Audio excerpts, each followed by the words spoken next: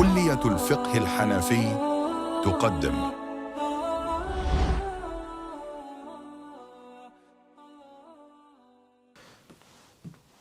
الحمد لله وحده والصلاة والسلام على من لا نبي بعده. سبحانك لا علم لنا إلا ما علمتنا إنك أنت العليم الحكيم. رب اشرح لي صدري ويسر لي أمري واحلل عقدة من لساني يفقه قولي. اللهم انفعنا بما علمتنا وعلمنا ما ينفعنا. After praising Allah subhanahu wa ta'ala, we send salutations upon His beloved Rasulullah sallallahu alaihi wasallam, and we make dua for the ummah. Allah ta'ala grant everybody relief, grant us all the best of this life and hereafter, grant us His pleasure, and grant us this beneficial knowledge that we are on the road of, we are seeking, insha'Allah. Ameen ya Rabbal Alameen. So we have here now, last time we already started off this topic of fasting. I wanted to discuss this hadith that people have taken out of context at length, so I chose to already start this topic off. So if you recall upon the legal definition of fasting, we already discussed regarding this. Now today we will move on to the types of fasts, in essence, right? So the different types of fasts, we will go on to what type of fast they can be, in terms of ruling wise. Is it fard and is it sunnah? What is the ruling of different types of fasting? And we'll go through examples of each one, and we'll talk about that in detail, inshallah. Then after that, we will go on to the intention of fasting. So, do we need to make an intention? When do we need to make an intention? For which type of fasts need an intention from before the fasting day starts? So we'll discuss that, insha'Allah. And lastly, we will move on to the ruling of the crescent moon, which we call the hilal, where we see the crescent at the beginning of Ramadan, and if a person was to see the moon, the crescent, at the end of Ramadan.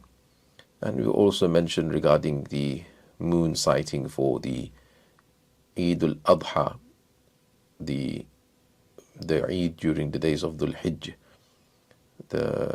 during the days of sacrifice, when Hajj is taking place. So we'll go through that as well, and these rulings we will discuss today, inshallah.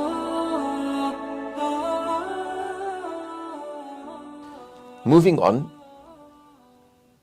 its types are 7. So there are 7 types of intentions a person can make, or you can say fasts that a person can have. One is the fard, obligatory fast. Next is the wajib, mandatory fast. Next is the practice of Rasulullah ﷺ, the common practice of Rasulullah ﷺ, which is the sunnah fast. Next is the mustahab, recommended fast. Then we have the nafil, voluntary fast. Next we have the prohibitively disliked, the makruh tahrimi fast. And lastly we have the makruh tanzihi, mildly disliked fast. So this is where you got 7 types of fasts that are mentioned. Now he's going to go through each one, giving examples of each one. So he says the obligatory fast, which is the fard fast, they are the fasts of Ramadan during the month, meaning the ada fasts, as well as the makeup, the qada fasts. So in essence, the Ramadan fasts, full stop, you can say, whether it's an ada or qada, it's going to be fard, the obligatory fast. Then he adds to it, saying fasts of expiation, kafara, and vowed fasts, the mandhur, meaning the fast that a person vows to do. The latter two, according to the more apparent position, the adhhar opinion, in terms of strength, he says, so that the latter two, the later two, the kafara fasts and the mandhur fasts, the other fasts, he's saying are counted amongst this fard category. However, the more correct position in our madhab is that these two are not actually counted in the fard fasts. They're going to be counted in the second category, the mandatory wajib fasts. So that's the more correct position in our madhab. This is obviously Shurun Bilali's opinion, so this is why he's mentioned this here. So number 2 is mandatory wajib fast. We already covered 2 of them, example. And other examples he says is makeups of, meaning the qada fast, of broken voluntary, meaning nafil fast. So if a person was fasting a nafil fast today and they ended up breaking this, they would have to make that up, and that would be wajib to do. So that's the example of that. Number 3, the sunnah fast. So he says the fasting of the blessed Ashura, the 10th of Muharram, along with the 9th. Now obviously, this again is a contentious one, whether it's sunnah or whether it's mustahab to preferred to fast on this day. So some people have mentioned not sunnah for the 10th of Ashura, but nevertheless, he has mentioned this as an example. Number 4, recommended, meaning mandub fasting. So mandub, recommended fasts, fasting 3 days of every month. So fasting 3 days of every month, meaning any 3 days of every month. But if a person was to fast the 13th, 14th and 15th, that would make another mandub. It would be another recommended thing that a person has done. Mandub, mustahab, used same synonymous here. Or Monday and Thursdays, so fasting Mondays and Thursdays is called this mustahab mandub fast. I mean, some people will call this a sunnah, and some people will count the 13th, 14th and 15th also to be a bit more than just a mandub. But yeah, nevertheless, he's mentioned this as the example here. Or 6 days of Shawwal, yet spread out. So the 6 days of Shawwal, if a person was to fast them spread out, that would be the mandub and recommended thing to do. Though it would be permissible for somebody to fast it straight after Eid. So after Eid, Eid al-Fitr, the next day on the 2nd of Shawwal, a person starts to fast 6 days and finishes by the 7th. You could do that too, all in a row. But it's recommended to do spread out. Number 5, voluntary nafil prayers. Nafil fasts, should I say. Any other day, so he says any other day of fasting, as long as its reprehensibility is not established. See next 2 categories. Basically, the nafil fast would be any other fast, as long as they're not makruh tahrimi or makruh tanzihi, they will all fall under the category of voluntary nafil fasts. So fasting generally any other day. Number 6 is prohibitively disliked, which is the makruh tahrimi fasts, fasting on any one of the 2 days of Eid. So if a person fasts on the Eid day, Eid al-Fitr day, which is the 1st of Shawwal, or Eid al-Adha, which is the 10th of Dhul Hijj, or the days of Tashriq, which is the 11th, 12th and the 13th of the Dhul Hijj. So a total makes 5 days. These 5 days are prohibited. So you got Eid al-Fitr, Eid al-Adha and the Ayyam al-Tashriq, the 3 days after Eid al-Adha. These 5 days are prohibitively disliked, makruh tahrimi, to fast. So a person should not fast on these days. Number 7 is mildly disliked, makruh tanzihi.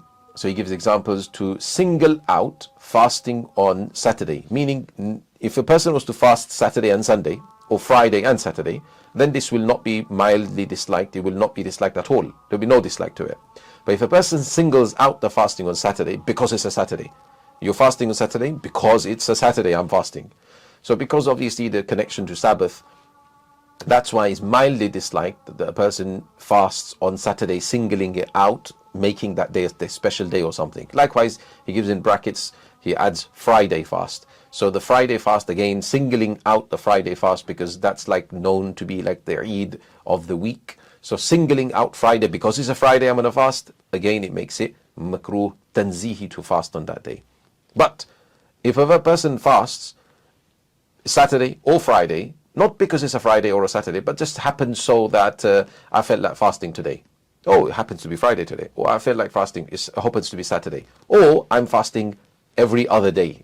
Every other day, like the Sawm of Dawood alayhi salatu wasalam, the fasting of Dawood alayhi salam, fasting one day, missing one day, fasting one day, missing one day, as Rasulullah described this to be the best of fasts. So if a person is capable of this, then this is good to do. Or if, for example, I decided to fast 3 days every month for 13th, 14th and 15th, and this time that 13, 14 and 15 turned out to be, for example, one of them, 13, turned out to be a Saturday. Or, it turned out to be a day of habit. I always fast on the 20th, example. And this time the 20th was Saturday or Friday. Then again, the dislike will go away. So hopefully you understand why the dislike is there. If you single out the day because it's that day, because it's Saturday, because it's Friday, then it will be makruh to fast on that day. Likewise, the Nayruz and Mahrajan. So these is days of celebration that the Persians would have. It would be the spring and autumn holidays for them. They would have a spring holiday and autumn holiday. It would mark the beginning of spring, so where summer finishes and autumn starts. That's somewhere in September, roughly 22nd or something like this, around about. So where summer finishes and autumn starts, for people in the UK anyway, and in March where the winter finishes and spring starts. So around about, I think, 21st or something of March. So you've got the winter finishing and spring starts. So the first day of spring and the first day of autumn, these two were days that they celebrated, those days, because these were the time when, especially if you live close to the equator, where the sun would be directly at the celestial equator. So the sun aligns with the equator. So this would be where the day and the night would be more or less equal. Okay, the daytime and the nighttime would be more or less equal because the sun's at the celestial equator. It intersects there. So this was known as where the days they celebrated were the astronomical, the vernal. So you got the vernal equinox, or you got the autumnal equinox. So you got 2 days, 2 equinox where in essence the day and the night are more or less equal. Equinox means where something is equal. So you got the day and night being equal in Latin. So this is where these Persians would celebrate these days, the Nayruz and Mahrajan. So again, because it's a day of celebration for others, it would be disliked to fast specifically singling out these days. I mean, we don't really, if a person didn't know this day and they turned out to be their habit day and they were fasting because of a different reason, not because it's Nayruz or Mahrajan, then it's all fine. No dislike again. So that's why it says, unless it happens to coincide with one's habit. So that is hopefully understood, I've explained. Or to fast consecutively.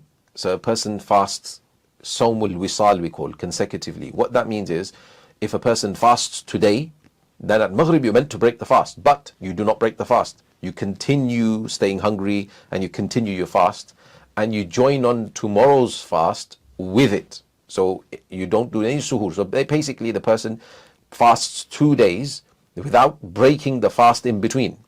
No breaking of the, so therefore you fasted wisal, you connected one day with the next day, because the night in between you also fasted.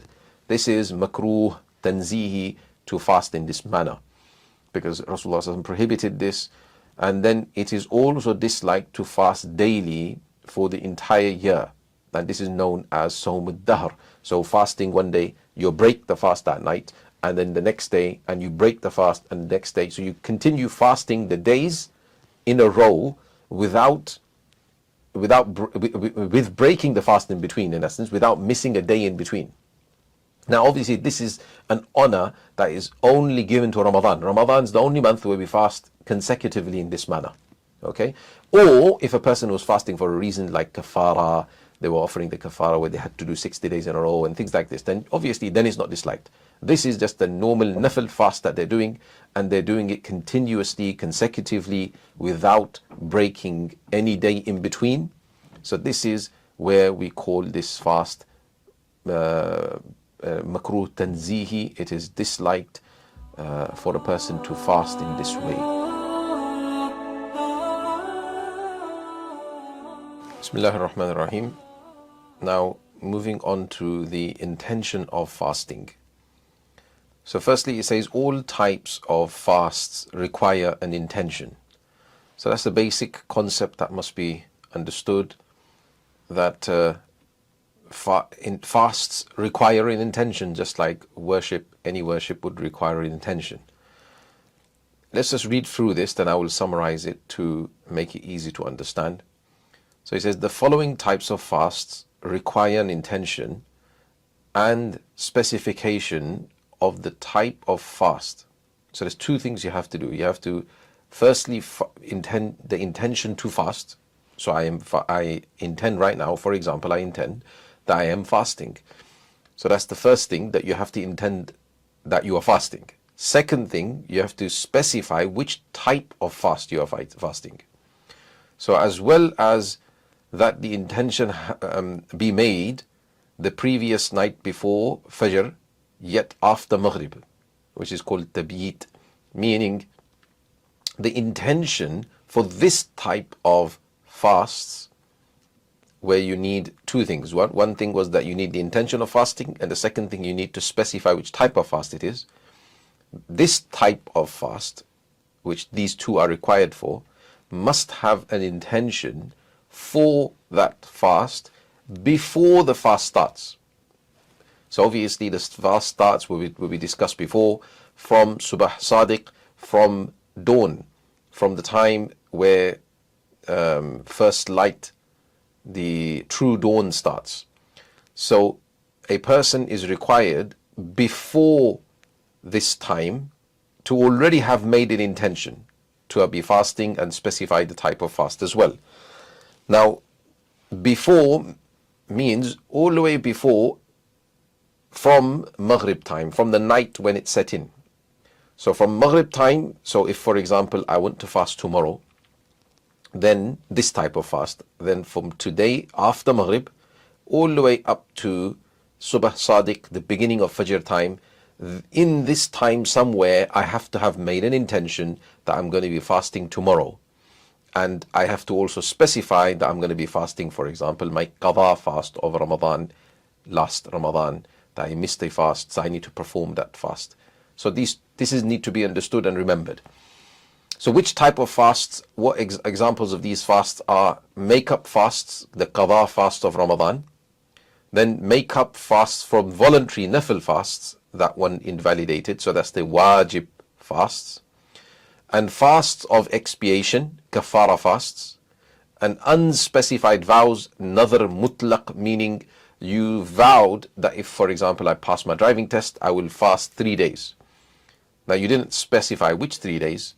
So if tomorrow I want to fulfill one of those 3 days, then I have to, it falls under this category. So in essence, if you remember the types of fasts, so it's the qadha fasts and wajib, which, because we said that the kafara fasts are wajib and nadhr mutlaq fasts are wajib.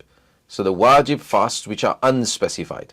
So these two require this intention that I am fasting. That's the basic, every fast would require that.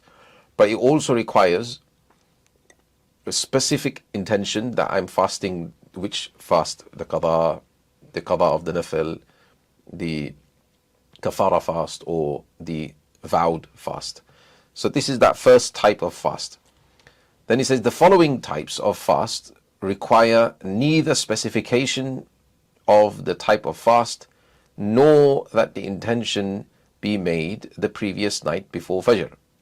I mean, you can make the intention the previous night, but you don't have to. It's not necessary that you make it before Fajr. Rather, the intention may be made any time from the previous night, from same time from Maghrib, all the way past Subah Sadiq until before Dhahwatul Kubra. Dhahwa Kubra, which is in essence mid-morning, or you can say midday, but according to the Shar'i day. So Shar'i midday. So what we mean is the Shar'i day, if you can understand, starts from the fasting day, you can say, starts from Subah Sadiq, from the time Fajr starts, and ends at Maghrib, sunset. So that means between that, halfway through that time, which is not midday, because remember, midday would be from starting from sunrise to sunset. Here, we're not starting from sunrise. We're starting earlier than that. We're starting from true dawn, from Fajr beginning time, up until sunset. So obviously midday, the midday, the Dahwa Kubra, the midday Shar'i, not the midday in terms of what we understand to be midday. Midday Shar'i would be earlier than, the Dahwatul Kubra would be earlier than when midday actually happens, which we call Istiwa, when the sun is at its peak. So it's going to be earlier than that. So the point is that it has to be before Dahwa al-Kubra, Dahwa Kubra. So what we mean, example, let me just give you an example to make you understand. If, for instance, let's just say, for instance, today the Subah Sadiq was at 4 a.m. 4 a.m. is Subah Sadiq, meaning Fajr beginning time. That's when the fast started. And the sunrise is at 6 a.m. And just to make it easier for calculation, let's say sunset was at 6 p.m. So midday, according to how we understand it, midday would be at 12 noon. But Dahwa Kubra would be at 11 a.m. if you can understand. Why? Because from 4, it starts at 4 a.m. all the way down to 6 p.m. So halfway would be 7 hours, because this is 14 hours in total. You got 12 hours from 6 to 6 is 12 hours plus the 2 is 14 hours in total. So you've got half of 14 is 7. So from 4 o'clock, 7 hours would be 11 o'clock. So 11 a.m. is Dahwa Kubra. So the point, you understand hopefully, that this is what Dahwa Kubra is, the halfway through the fasting day. Now why is this? Is because we use the rule here that in majority of the day, the intention must be made in majority of the day. So if your fasting day, you can say if your fasting day starts at 4 a.m. here, you have to have your intention in majority of your fast. So if you made your intention after 11 a.m., that's not going to be majority, because that's less than 7 hours left now. So if somebody makes an intention at 12 or 1 p.m., 12 noon, 1 p.m., anything like that, what will happen in less of their day in comparison to the rest of the day from beginning? They had no intention. They had no intention from 4 a.m. all the way till 12, all the way till 1. They had no intention to fast. Then they saw that, oh, actually I've stayed hungry all day, I might as well fast. It's too late now. That it won't count, not even for nafil. So that won't count as a fast. It has to be the majority of the day. So anytime from after true dawn, even, all the way up till Dahwa Kubra, halfway through the Shar'i day. I mean, you can make an intention, like I said, from before that, from the Maghrib of the previous night, all the way up to Dahwa Kubra. So there's an extra allowance here. And in this type of fast, so if we count this as a type of fast, it does say the following types, but I'm just counting 2 types. We're just making 2 types of fasts. One, that type of fast which requires a specific intention, simple. And the second, that which does not require a specific intention. So this second type, these 3 that I mentioned here, which is Ramadan fasts during the month, the Ada fast, during the month of Ramadan, the fast that you're doing. Likewise, specified vow, another mu'ayyan fasts. So if you had a specific fast, like if I pass my driving test or if I pass my exam, I will fast this Saturday. Okay, so that is a vowed fast now, and it's specific, meaning this Saturday. So on Saturday, you don't, because it's already specified that Saturday you're going to fast and you made it wajib on yourself, you don't need to specify on that day. You just need to have an intention on fasting. It's automatically going to be the fast that you already had specified for today, for that Saturday meeting. And lastly, voluntary nafil fasts, because voluntary fasts are very voluntary nafil acts are very there's a lot of allowance there. So that's the reason why you don't need to have a specific intention. You just need to have an intention that I'm fasting. Automatically it will become a nafil. So 2 types of fasts, if you can understand in summary: those which require a specific intention, and hence they require an intention from the night.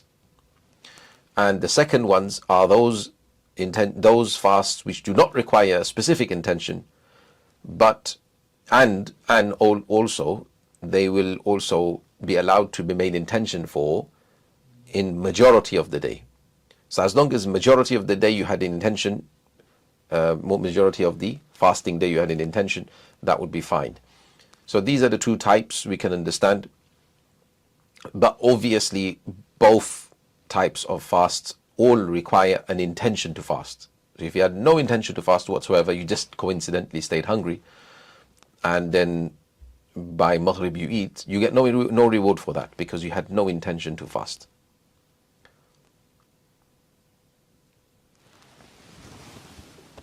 Sorry. One more thing here to clarify.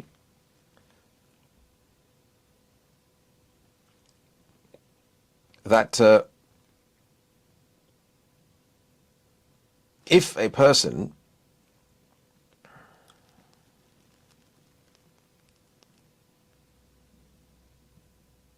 in the Ramadan, so one more thing to clarify here, that if a person so when we say that these fasts, the Ramadan fast during Ramadan, during the Adha fast of Ramadan, does not require a specific intention. So it's to the extent that even if a person during the day of Ramadan says that I am fasting a Ramadan, I'm fasting a Nafil fast, you actually specify it, it still will count as the Ramadan fast. Why? Because this type of fast does not require a specific intention. Meaning, even if you did specify it, it won't be counted. We completely reject that intention. We only needed you to say, I am fasting. Shariat had already designated that day to be the Ramadan.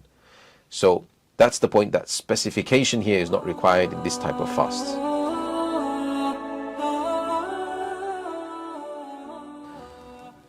Now moving on, the crescent moon, Hilal. The beginning of the month of Ramadan is established either by sighting the crescent moon or by the completion of 30 days of Sha'ban. So when the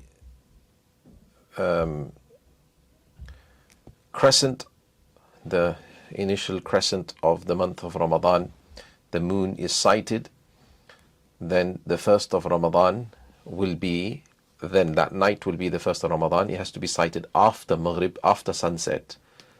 If it's sighted, then that night would be the first of Ramadan, and the next day we would fast. So he says, or if we don't sight it, then by completing the Sha'ban, this month that we were already in before Ramadan, if we complete 30, because 30 is the maximum number of days in a month, then the next day automatically will be Ramadan. Then one may not fast on the day of doubt, Yawm al-Shak, except as a voluntary fast. So the day of doubt, the Yawm al-Shak, is the 30th of Sha'ban. So if there was, on the 29th, we went out to sea, we didn't see any crescent, then we continued with Sha'ban. So we said that tomorrow is the 30th of Sha'ban. That 30th of Sha'ban is a doubtful day, meaning it could be that the moon was somewhere, it was there, but the crescent was out, but we just didn't see it. Maybe it was too cloudy, whatever it was, we didn't see it. So this is known as Yawm al-Shak, the day of doubt, meaning it's a doubt that it could be the first of Ramadan. So on this day, a person cannot fast, because somebody might think that, you know what, it could be Ramadan, so I'm just going to keep the fast. Not allowed to do this. Okay, this would be makruh tahrimi if a person did this. This would be disliked, prohibitively disliked, like I explained. So if a person intends with the intention of Ramadan itself, because the ruling is that day is not Ramadan. So if you make it Ramadan by fasting that day with the intention of Ramadan, then you're adding to something which is fard, and you can't add to the Sharia like this. So this is why it is makruh tahrimi.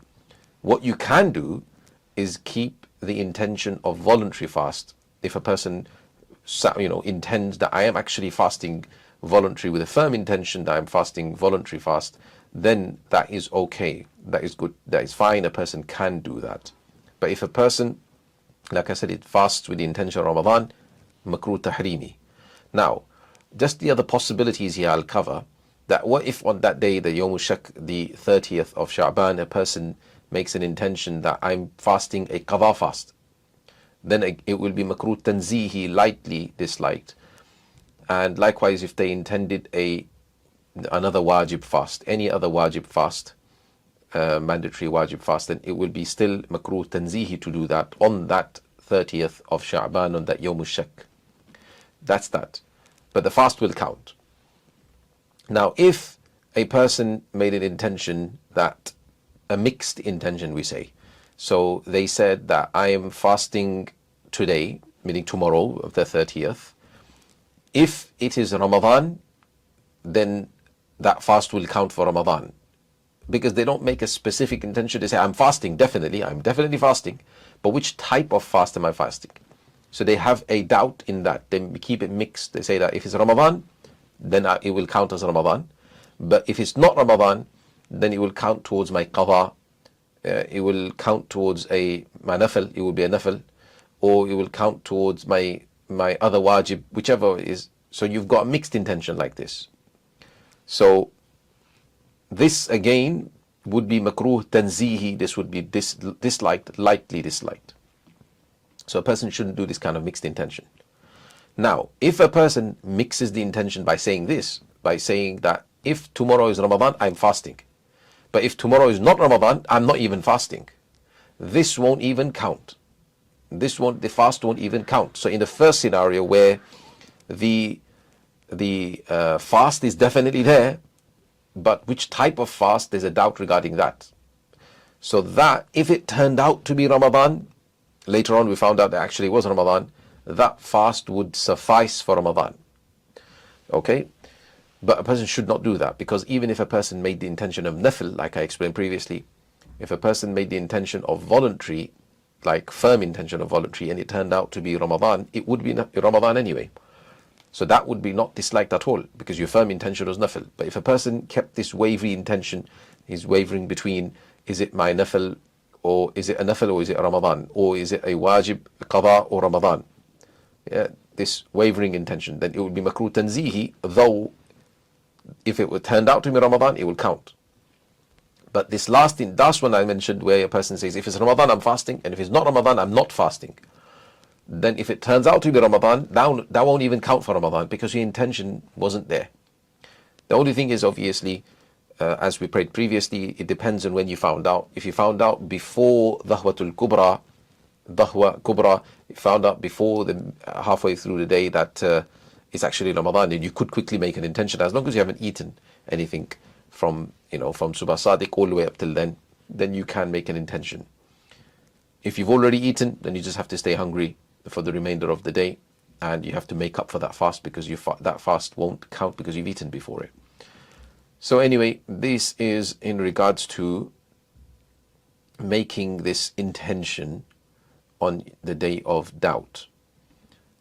Moving on, for the beginning of Ramadan, if there is an obstruction in the sky, such as cloudiness or fog, then the sighting of one upright person is sufficient, even if it's a slave or a woman, meaning if it's a cloudy, if it's this fog, maybe it's not clear, the sky is not clear. So when you go out to sight the crescent, as long as even one person says they saw it and they're reliable, upright, then we can take their witnessing. But for the completion, the other way around, this is for the beginning of Ramadan, because this is where you are starting a worship. So in starting a worship, because it's a matter of ibadah, a matter of right of Allah, we can believe one person in it, no problem. But in the end of Ramadan, where you are finishing Ramadan, you're taking away the ibadah, and you are bringing Eid, which is the right of the servants. So he says, for the completion of Ramadan, meaning doing fitr. However, if there is an obstruction in the sky, the same obstructions, cloudiness, fog, or anything, there must be at least 2 free male witnesses, or 1 male and 2 female witnesses. So, meaning you have to fulfill the shar'i, the legal requirement for witnesses. One person will not suffice anymore. Why? Because here you are taking away a worship. You're taking away the right of Allah. So if you're taking that away, you need to have proper witnesses. That's why the end of Ramadan, to cite the crescent of Eid, because obviously this is something you can understand is beneficial for the people. So people might, one person might say that. So that's the reason why we will not believe this one person. You need proper witnesses. Now, if there is no obstruction in the sky, that's normally, whether it's the beginning or the end of Ramadan, then there must be a large body of people that sight the new crescent. So there's a large group of people. You can see that because it's a clear sky, more than one person or two people should have seen it. So that's the idea there. And lastly, moon sighting for Eid al-Adha, i.e. the month of Dhul Hijjah, as well as every lunar month, takes the same ruling as that of Eid al-Fitr, i.e. the month of Shawwal, meaning you should be sighting the moon in all these times, meaning that the same, like I explained over here, the beginning of Ramadan, so the same thing of beginning of Dhul Hijjah, you need, if it's a cloudy sky, you only need one person, and if it's a clear sky, then you need a group of people. So that is what is actually, sorry, if it's a cloudy sky, then then you need two people. You need the witnesses, two males, or one man and two females.